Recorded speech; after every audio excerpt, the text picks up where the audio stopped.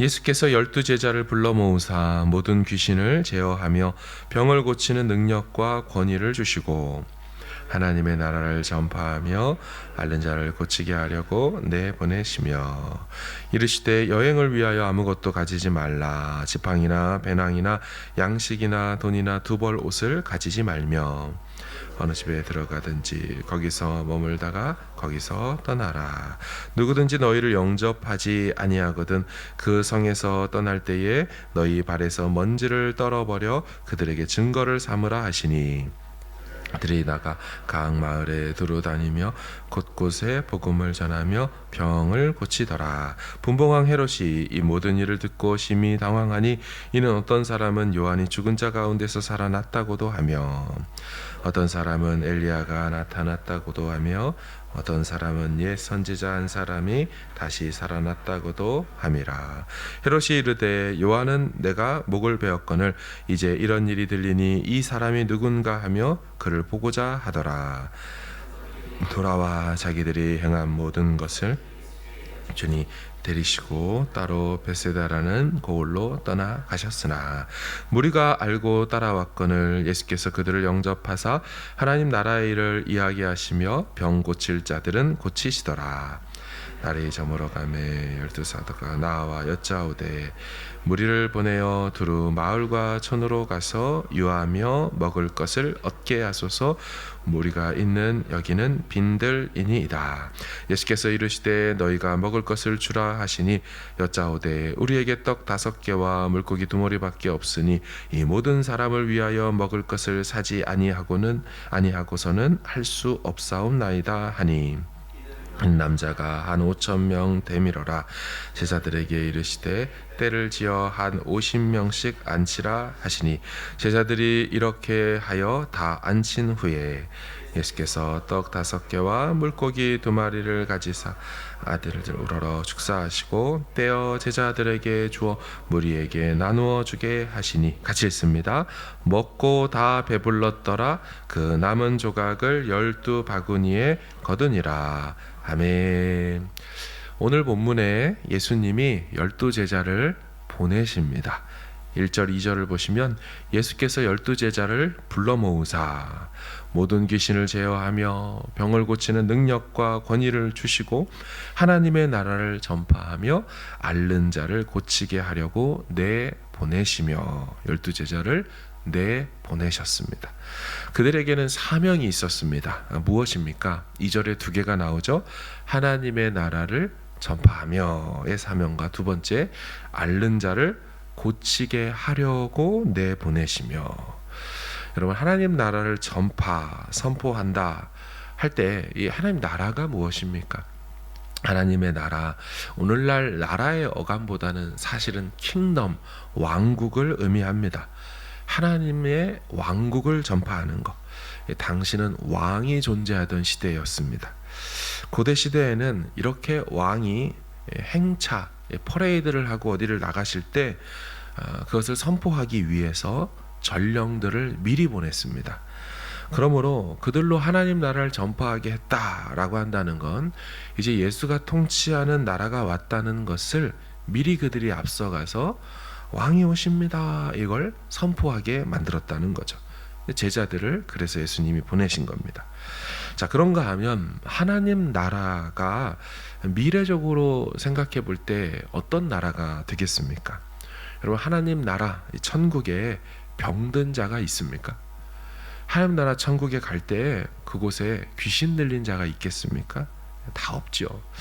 그러므로 복음서에서 나타난 예수님이 병자를 치유하는 사건 또한 귀신을 내쫓는 사건들은 이 하나님 나라에 있을 수 없는 그런 존재들과 세력과 현상들을 다 몰아내시는 것을 말하고 있는 것입니다. 여러분 우리가 집을 구매하면 집의 그 순간 소유주가 바뀝니다. 근데 그것으로 끝이 아니죠. 실제적으로 해당 집에 있던 집 주인의 이전 주인의 물건들, 이전 주인이 쓰던 마루, 카펫, 심지어는 건물의 구조까지 주인이 바뀌면 전 주인과 관련된 것들은 다 사라지고 바뀌는 것이 당연합니다. 그래서 하나님 나라가 이 땅에 임했다라고 말하면 새 주인이 오심으로 그 새 주인과 그분이 다스리는 나라와 어울리지 않는 옛 주인과 옛 주인의 물건들, 그런 것들이 사라지는 거죠. 그래서 귀신이 쫓겨나감을 당하는 것도 그 이전 나라에 불법 점거하고 있었던 전 주인이 사라지는 것을 보여주는 겁니다. 또한 병자들이 고침받는 것도, 병이 떠나가는 것도 마찬가지죠. 하나님 나라에는 병자들이 있을 수가 없습니다. 그래서 성경을 보실 때 하나님 나라가 등장하고 선포된다라는 말과 계속 귀신과 병자들이 등장하는 것은 이 하나님 나라와 어울리지 않는 이전 불법 전거자들과 그 잔재들이, 세력들이 다 사라지고 있음을, 쫓겨내고 있음을 보여주는 것으로 연결해서 이해를 해야 합니다. 사랑하는 여러분, 하나님 나라가 선포되는 것, 예수의 왕대심이 선포되는 것, 귀신을 제어하고 귀신이 붙들고 있던 병도 깨끗이 떠나는 것, 하나님 나라를 선포할 때 예수의 권위와 능력이 나타나는 것이 이렇게 다 연결되어 있는 것입니다. 우리나라가 일제 치하에서 해방될 때, 우리 2차 세계대전이 끝나면서 일본이 무조건 다 항복을 했었습니다. 일본이 패망했다, 이건 역사적 사실이죠. 그것이 뉴스이고 그래서 복음이죠. 당시에 길거리로 사람들이 나와 다들 대한민국 만세를 외쳤습니다. 여러분, 이걸 위해서 당시에 있던 우리 한국 사람들, 조선 사람들이 한 것이 별로 없습니다. 물론 독립운동을 우리가 했지만 아시는 것처럼 독립운동 하는 것 때문에 무서워서, 그것 때문에 어쩔 수 없이 일본이 망한 것이 아니었습니다. 연합군이 히로시마와 나가사키에 핵폭탄을, 원자폭탄을 터뜨려서 사실은 그것 때문에 천황이 두 손 두 발 다 든 거죠. 그런데 이 광복 소식을 듣고도요, 믿지 못했던 사람들이 당시에 있었습니다. 1945년 8월 15일 당시에 초등학생이었던 어떤 권사님의 이야기죠. 일제시대에 태어난 권사님이셨어요.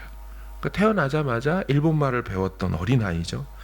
그렇게 살아가던 어느 날 초등학교 시절에 8월 15일이 딱 되자 라디오에서 천황의 말이 들려오는 겁니다. 우리는 무조건적으로 항복합니다. 이 선언을 들은 것입니다. 당시 그 초등학생이었던 권사님은 이렇게 생각했다 그래요. 아, 우리나라가 망했구나.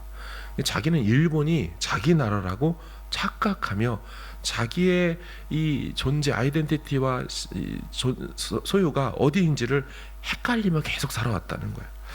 그리고 그 당시에 뭐 TV나 이런 게 잘 돼 있지 않으니까 이런 소식을 못 들었던 산골과 시골 마을 사람들이 굉장히 많았다고 합니다.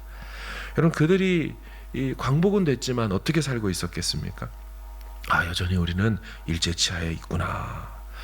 여전히 일본 눈치 보고 일제강점기 법에 따라 살아야 한다라고 생각했을 거예요. 그러나 해방의 소식이 들려올 때 어떤 일이 벌어집니까? 그분들이 한 거는 아무것도 없지만 그 순간 삶이 다 바뀌어버리게 됩니다. 그전에는 지나가던 일본 순사만 봐도 막 무섭고 두려워서 도망쳤어요. 그런데 이제는 그 소식이 들려옴과 동시에 자신에게는 총과 칼이 없어도 그 일본 순사 앞에 당당히 맞설 수가 있습니다. 본인들이 한 것은 해방의 기쁜 소식을 들은 거 말고는 없어요. 하나님 나라가 왔다는 걸 들은 거 말고는 없어요. 그런데도 기쁨이 그 순간 가득해지고 자유함과 행복감이, 해방감이 넘쳐나게 되는 거죠. 사랑하는 여러분, 이것이 복음의 능력인 줄로 믿습니다. 이것이 하나님 나라가 전파될 때 그 말씀, 복음이 들려지는 자에게 일어나는 영향력이라는 거예요. 그 당사자에게는 힘과 능력이 없어요. 근데 이제는 일본 순사들을 몰아낼 권위와 능력이 그 순간 생기는 것입니다. 여러분, 이것을 제자들에게 주셨다는 거예요. 그 능력과 권위라는 거죠. 하나님 나라를 선포할 때마다 생기게 되고 일어나는 일들이라는 거죠. 사탄은 이미 패배했습니다. 예수 그리스도가 승리했습니다. 이 복음을 선포할 때 그 당사자들에게 일어나는 환희와 기쁨이라는 거죠. 그런데 사탄은 그분 나라 백성들을 여전히 붙들고 괴롭히고 속이고 있는 거죠. 넌 아직도 사탄의 밥이다. 너희들은 이기지 않았다. 계속적으로 죄의 노예를 시키고 영적 그들의 권세 앞에 눌려 살게 하는 거죠. 사실은 아닌데 성경은 이렇게 말합니다. 통치자들과 권세자들을 무력화해서 십자가로 그들을 이겼느니라 라고 선언해요. 생명의 성령의 법이 죄와 사망의 법에서 너희를 해방하였다 라고 성경은 선언하는 줄로 믿습니다. 여러분, 그런 의미에서 우리 선교가 무엇입니까? 해방의 기쁜 소식을, 여전히 시골 산골 마을에 살아서 아직도 본인들이 해방됐고 죄로부터 자유하게 됐다는 걸 모르는 자들에게 그 하나님 나라의 기쁜 소식을 선포하는 거죠. 어둠 권세 사탄 나라 물러갔고 예수의 나라가 왔습니다. 그것을 선포하는 것이 바로 선교라는 것입니다. 자, 이어서 나오는 내용은요, 오병이어 기적 내용입니다. 오병이어 말씀은 대표적으로 종종 잘못 해석되는 본문입니다. 이전에도 좀 기회가 되면 말씀드렸다시피 오병이어라는 기적은 사복음서 모두에 나오는 유일한 기적 메시지 사건입니다. 그러니까 4개 복음서 저자들이 볼 때 수많은 예수님의 기적 사건이 있지만 이 사건이야말로 예수님이 어떤 분인지를 전하는 가장 좋은 계시적 사건이구나로 상의하지 않았지만 서로 모두 그렇게 여겼다는 거예요. 자, 그런데 이 오병이어 사건을 어떻게 해석하고 이해합니까? 보리떡 5개와 물고기 2마리로 남자만 5,000명을 먹였는데 그때 자기 도시락을 바친 아이가 있었다. 이 아이의 헌신을 봐라. 그리고 우리 주님은 작은 아이의 헌신도 받으셔서 큰 기적을 일으키는데 사용하시는 분이시다. 이렇게 해석하곤 하죠. 완전히 잘못된 해석입니다. 본문이 정말로 어린아이의 헌신을 강조하고 싶은 것이었다면 여러분, 왜 요한복음에만 그 아이가 등장할까요?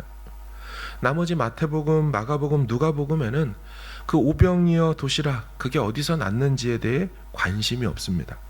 무슨 말입니까? 복음서는 그 아이에게 관심이 없어요. 그 아이의 헌신이 잘못됐다는 것이 아니라 그것이 이 기적 계시의 핵심 메시지가 아니라는 뜻입니다. 여러분, 오병이어 기적이 어디서 일어났습니까? 12절에 보면 빈들이다 라고 말합니다. 이 벤들이라고 번역된 헬라어 에레모스는 데저트, 광야입니다. 광야에서는 먹을 것을 구할 수 없습니다. 여러분, 그런 곳에 남자만 5,000여 명이 있었다니까. 여자와 아이들까지 합치면 10,000명에서 20,000명 정도 되는 수많은 무리들이 있는데 그 광야에서 수많은 무리들이 먹을 것이 떨어지고 다른 복음서에서는 거의 다 죽게 생겼습니다. 그냥 돌려보내지 못할. 그런데 어떤 분이 나타나셔서 광야에서 먹을 것이 없는 자기 백성들에게 먹을 것을 주시되 넘치도록 배불리 주셔서 남은 것이 12강줄이나 되었다라는 게 이 사건이죠. 사랑하는 여러분, 누가 예전에 광야에서 자기 백성들이 줄여 죽게 되었을 때 하늘에서 만나를 내려 그들로 배불리 먹게 하고 부족함이 없도록 했습니까? 바로 여호와 하나님과 그 일에 쓰임 받았던 사람 모세였죠. 오병이어의 기적을 경험한 자들은 모두 다 유대인입니다. 더구나 이들은 모세오경, 토라, 출애굽기 내용을 너무 잘 알고 있었던 자들입니다. 그리고 구약 전체에 모세와 같은 하나의 선지자가 나타날 것을 예언받았던 자들이에요. 그러니까 그들은 오병이어 기적을 경험함과 동시에 본능적으로 광야에서 자기 조상들을 배불리 먹이셨던 분이 떠올랐을 겁니다.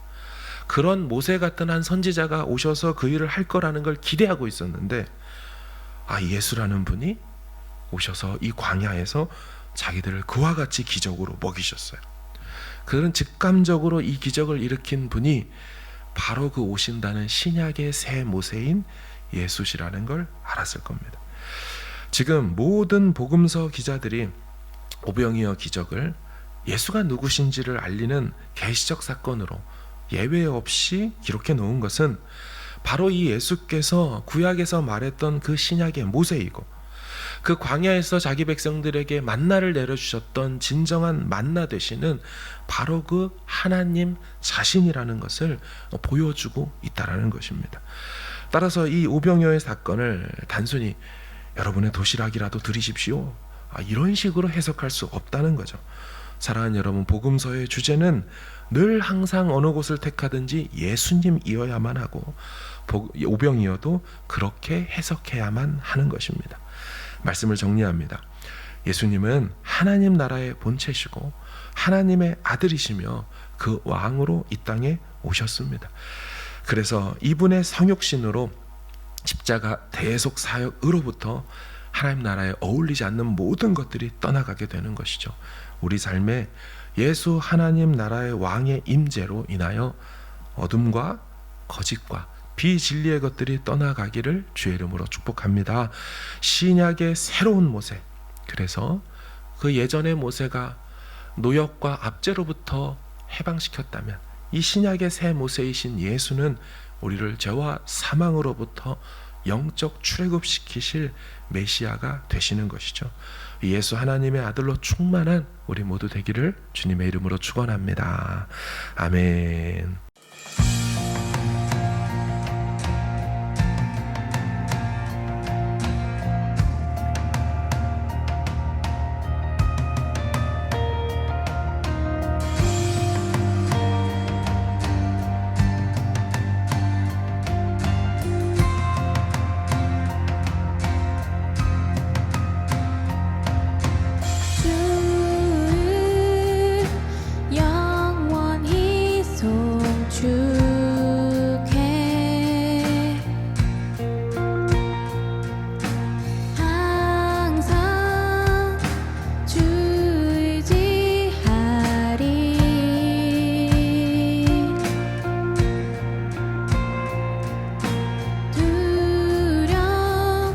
속에